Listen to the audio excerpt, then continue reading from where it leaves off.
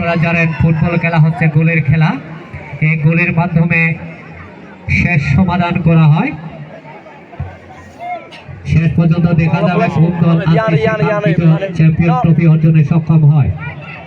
এখনো মাঝমাঠে বল, অনুকূলে বল, খুবই চমৎকার ভাবে হারাহারি পাস দিয়ে ব্যাক পাস থেকে আবারও ৬ নম্বর জার্সি পরিহিত খেলোয়াড়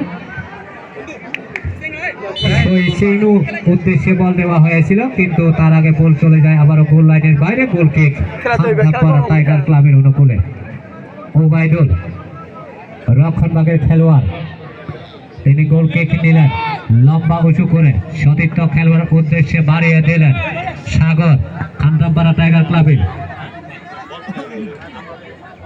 লেফট উইং থেকে আক্রমণের চেষ্টা। ভাই সামনে থেকে একটু সরে যান, হ্যাঁ বাবু ভাই একটু সামনে থেকে, আমি দেখতে পাচ্ছি না। আবারও রেফারির পাশে সম্ভবত ছয়ে খানতামপাড়া টাইগার ক্লাবের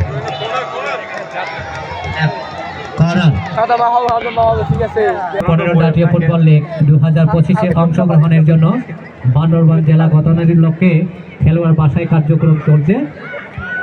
বান্দরবান জেলা দলে খেলতে ইচ্ছুক ক্ষুদে ফুটবলার যাদের বয়স 15 বছর এর কম, তারা আগামী 20 ডিসেম্বরের মধ্যে জেলা ফুটবল কোচ অসীম বর্মার সাথে যোগাযোগ করার জন্য অনুরোধ করা হচ্ছে।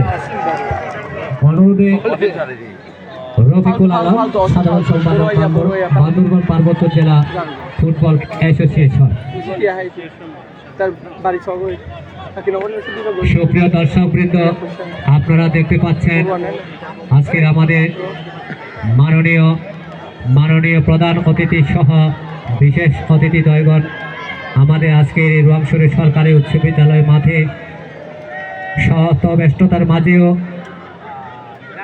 মাঝে থেকেও তারা আজকে আমাদেরকে সময় দিয়েছেন, যে কারণে আমরা আজকের রোয়াংছড়ি উপজেলার পক্ষ থেকে আমরা অসংখ্য ধন্যবাদ জ্ঞাপন করছি, ধন্যবাদ এবং কৃতজ্ঞতা জ্ঞাপন করছি অতিথি মহোদয়গণকে। সুপ্রিয় দর্শকবৃন্দ, যা হোক আমি আবারও খেলা ফিরে যাচ্ছি। আবারও আক্রমণে নিজেদের প্রান্ত থেকে আউটার অ্যাটাক করার চেষ্টা খানতামপাড়া, কিন্তু না, নিজের নিয়ন্ত্রণে রাখা সম্ভব হয়নি। আবারও মাঝমাঠ থেকে আক্রমণে যাওয়ার চেষ্টা নেটানিপাড়া, কিন্তু না, বল এই প্রান্ত থেকে ও প্রান্তে। এখনো পর্যন্ত সে কাঙ্ক্ষিত গোলের সন্ধান পায়নি কোনো দল, এবং কোনো খেলোয়াড়ের পক্ষে সে কাঙ্ক্ষিত গোল করার সম্ভবপর হয়নি। যা হোক শেষ পর্যন্ত কি হয়, আবারও ট্রাইং নেটানিপাড়া, কিন্তু না, রেফারির পাশে ট্রাইং খানতামপাড়া সাগর যেখানে বল দিয়েছিলেন, কিন্তু সেখানে কোনো সতীর্থ খেলোয়াড় নেই। খুবই চমৎকার আমরা দেখতে পাচ্ছি উভয় দলের মধ্যে হাড্ডাহাড্ডি লড়াই চলছে। এই হাড্ডাহাড্ডি লড়াইয়ে দেখা যাবে কোন দল আজকে সেই কাঙ্ক্ষিত চ্যাম্পিয়ন ট্রফি অর্জন করতে সক্ষম হয় এবং কোন দল রানার্স আপ অর্জনে সক্ষম হয়। খুবই বলা বাহুল্য যে দুটি দল আজকে ফাইনাল খেলায় তারা মুখোমুখি হচ্ছে। এই দু দলই খুবই শক্তিশালী দল, যে কারণে তারা এই টুর্নামেন্টের প্রথম থেকে এই পর্যন্ত যে প্রত্যেকটা দলকে তারা প্রতিপক্ষ দলকে পরাজিত করে এই পর্যন্ত আসতে সক্ষম হয়েছে। দেখা যাবে আজকের এই ফুটবল এই দু শক্তিশালী দলের মধ্যে সে কাঙ্ক্ষিত সক্ষম হয়।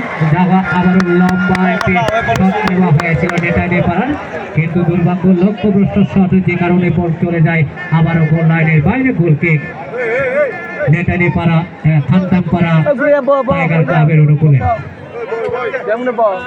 রক্ষণভাগের খেলোয়াড় ওবাইদুল, 5 নম্বর জার্সি পরিহিত খেলোয়াড়, লম্বা উঁচু করে বানিয়ে দেন, কিন্তু না, তার আগে প্রতিপক্ষে পায়ে লেগে বল চলে যায় আবারও 7 নম্বরে ট্রয়িং এর পর আবারও ট্রয়িং আমরা দেখতে পাচ্ছি খানতামপাড়া টাইগার ক্লাবে।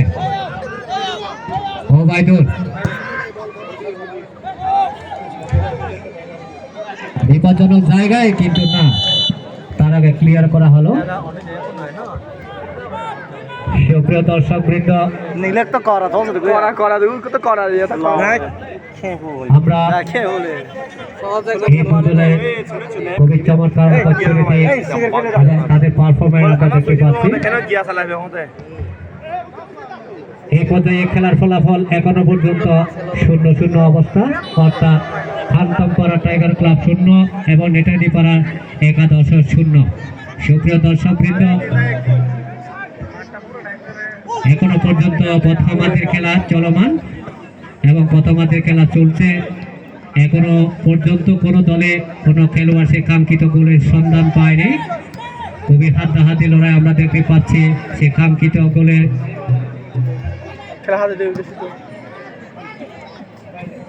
অপেক্ষায় দুই দল খুবই চমৎকার ভাবে লড়াই করছে। এবং আজকে আমরা এই রোয়াংছড়ি সরকারি উচ্চ বিদ্যালয় মাঠে আমরা প্রচুর দর্শক দল আমরা দেখতে পাচ্ছি। খুবই প্রশংসনীয় ব্যাপার হচ্ছে আমরা এই পর্যন্ত এই রোয়াংছড়ি সরকারি উচ্চ বিদ্যালয় মাঠে প্রত্যেকটা খেলায় আমরা দর্শক পূর্ণভাবে আমরা খেলা উপভোগ করে থাকি।